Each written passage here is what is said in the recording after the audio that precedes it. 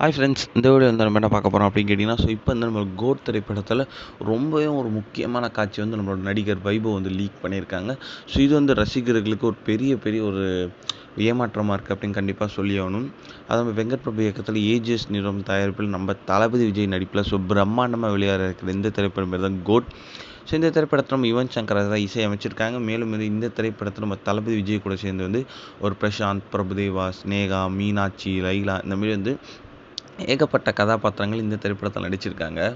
So இந்த திரைப்படத்தோட promotion பணிகள்லாம் வந்து செம்ம ஸ்பீடாக நடந்துகிட்டு இருக்குங்க.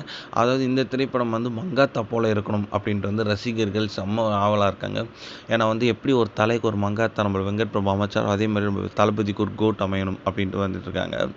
ஸோ இந்நிலையில் வந்து ஒரு லேட்டஸ்ட்டாக ஒரு இன்டர்வியூ வந்து நம்மளோட வைபவ் வந்து ஒரு பேட்டி அளித்திருக்காங்க. ஸோ அப்போ வந்து படத்தை பற்றி வந்து ஒரு சீனை வந்து லீக் பண்ணியிருக்காங்க.